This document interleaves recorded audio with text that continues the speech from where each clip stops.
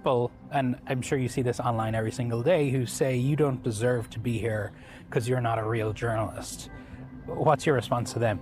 Well, I'm pretty sure the group of people in there spent, 4 years covering for someone who was essentially dead, and that's being charitable in my description of him, a president by the name of Joe Biden. So to all those people who are apoplectic over having new media voices, you guys failed, and that's why we're here. And Donny joins me. Now, what else stood out to you when talking to those folks? Well, look, I mean, they're not practicing a lot of journalism in there, and you heard that last point, about the coverage of Biden and his mental acuity. But look, for all of the flaws, and there are many flaws with journalism outlets and people reporting, mainstream outlets, journalists in there working every day are working very, very, very hard, no matter what administration is in power, trying to hold them to account. Really what you see in that piece there is just some folks cheerleading Trump on, and part of the MAGA media, but now it is part of the reality. I don't suppose that guy asked Elon Musk about his wardrobe. Absolutely not. Zelensky no, absolutely not. Yeah. You have a new podcast out called Persuadable, and it's really a fascinating idea. Can you just talk about it a little bit? Yeah, so as you know, for years I've been speaking to a lot of people who have a lot of crazy beliefs.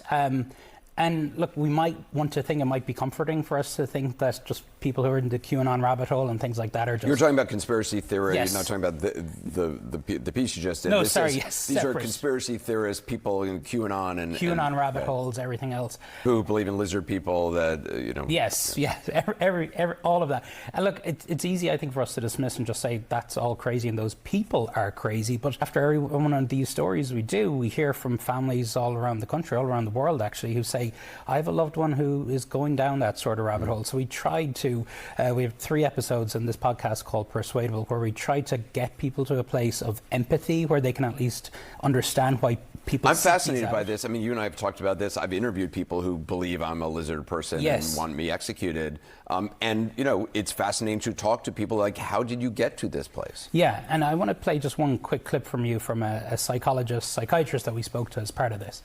So first, would you mind telling me why doesn't the approach of trying to confront a person's beliefs or to try encourage them to think even more critically or to teach them how to think critically, why doesn't that work? Because that does sort of seem to be, I think the most, it's probably the approach people feel like is the most common sense.